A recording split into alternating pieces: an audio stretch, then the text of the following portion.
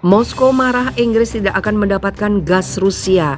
Perusahaan energi utama Inggris Shell tidak akan dapat membeli gas Rusia karena sanksi anti-Rusia London.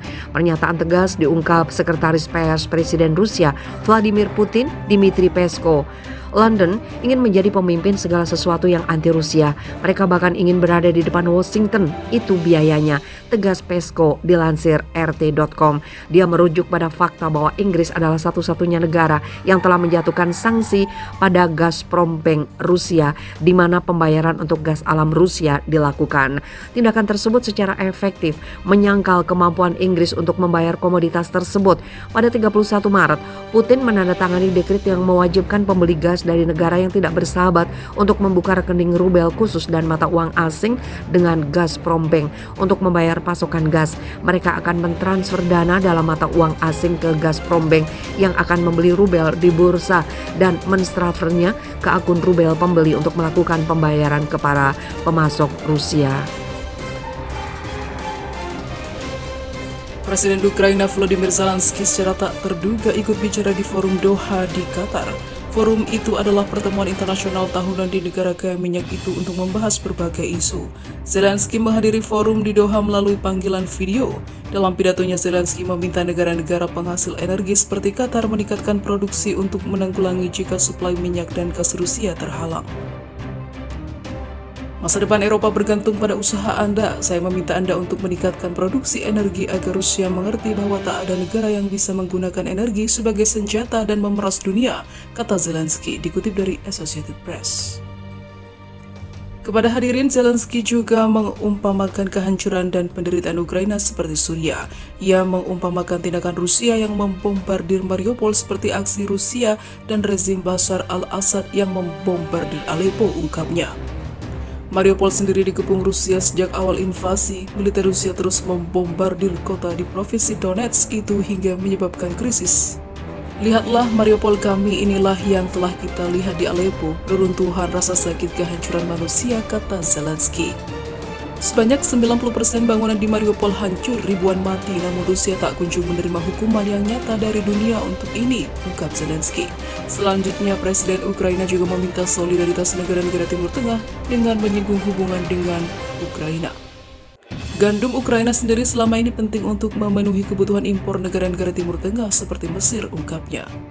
Sementara itu, dari pihak tuan rumah, sembari menekankan solidaritas menentang agresi Emir Qatar, Sheikh Tamim bin Hamad Al Thani menegaskan solidaritas harus dipertahankan kepada warga Palestina yang diagresi Israel. Pernyataan Sheikh Tamim itu seiring pengakuan hubungan diplomasi dengan Israel oleh negara-negara Arab seperti Uni Emirat Arab dan juga Bahrain sejak tahun 2020 lalu. Sembari menekankan solidaritas, saya ingin mengingatkan tentang nasib jutaan warga Palestina yang menderita dari pendudukan Israel dan pengabaian internasional selama 7 dekade lebih, kata Sheikh Tamim. Serupa dengan itu, ada banyak rakyat lain yang seperti rakyat Suriah dan Afghanistan yang pada gagal diberi keadilan oleh komunitas internasional, lanjutnya. Sementara itu, Emir Qatar juga meminta keadilan untuk Palestina yang terus diserang oleh Israel, tidak hanya Ukraina yang diserang oleh Rusia. Pertempuran sengit masih berlangsung di wilayah Kharkiv saat proses negosiasi damai terhadap dua antara Rusia dan juga Ukraina akan digelar di Istanbul. Militer Rusia disebut melancarkan ratusan serangan rudal di wilayah Kharkiv sejak Minggu kemarin. Serangan dahsyat rudal Rusia ke sejumlah titik dikonfirmasi oleh Kepala Administrasi Militer Daerah Kharkiv oleh Sinegubov. Menurut Sinegubov, militer Rusia setidaknya telah menghujani Kharkiv dengan artileri berat dan mortir. Tak hanya itu, Sinegubov juga menyatakan Rusia telah menyerang menggunakan peluncur multiroket 9A524 Tornado. Senjata yang dilarang digunakan dalam perjanjian Minsk itu justru ditembakkan Rusia ke Kharkiv sebanyak ratusan kali. Selama 24 jam terakhir, pasukan pendudukan Rusia telah menembakkan sekitar 59 peluru artileri dan juga mortir, ujar Sinegubov dikutip Viva Militer dari Pravda. Sekitar 180 insiden penembakan oleh musuh dengan peluncur roket termasuk amunisi tanda tipe Tornado yang dilarang oleh perjanjian internasional, katanya. Meski demikian, Sinegubov melaporkan pasukan angkatan bersenjata Ukraina melakukan serangan balasan di beberapa wilayah Kharkiv.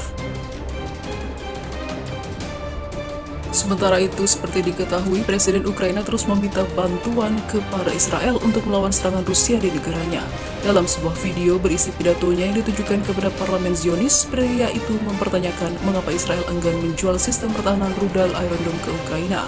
Hal itu terus dipertanyakan oleh Zelensky karena Israel hanya mengirim helm. Video tersebut menjadi yang terbaru dari serangkaian seruan yang dia buat untuk meminta bantuan dari luar negeri, namun hingga saat ini Ukraina masih belum mendapat tanggapan dari Israel untuk menerima bantuan, dan masih banyak negara-negara yang tidak memberikan bantuan secara gratis bagi Ukraina.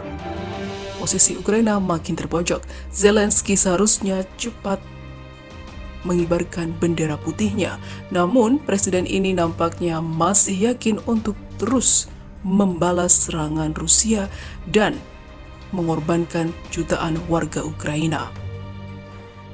Kalang kabut ingin membantu saudaranya. Namun inilah yang terjadi.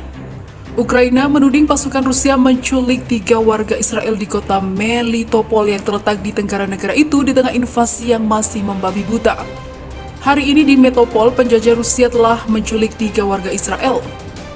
Tatiana Kumok dan orang-orang tuanya, Vera dan juga Michael Kumok, ujar Wakil Perdana Menteri Ukraina Iryna Vereshchuk dalam sebuah komentar di Facebook dikutip dari AFP. Seperti diketahui, Michael Kumok merupakan pemilik perusahaan penerbitan surat kabar, namun sejauh ini Ukraina tak memberikan rincian lebih lanjut. Sebelumnya, Tatiana Kumok membagi foto dan video terkait perang di Ukraina di berbagai media sosial. Ia menceritakan tentara Rusia merangkap sejumlah wartawan dan orang tuanya di Melitopol. Lalu, hal buruk ini pun terjadi pada Tatiana dan keluarganya. 1 jam kemudian pasukan Rusia tiba di rumahnya. Mereka lalu membawa Tatiana Kumok untuk ditahan. Mereka bilang, jika saya tidak membuka pintu, mereka akan mendobrak masuk ke rumah saya. Dalam hal itu, mereka diseret. Saya dipaksa masuk ke dalam mobil dan membawa saya ke pangkalan, tutur Tatiana. Namun, seperti diketahui, kondisi Tatiana dan keluarganya baik-baik saja. Namun ternyata respon Ukraina terlalu lebay dalam hal ini.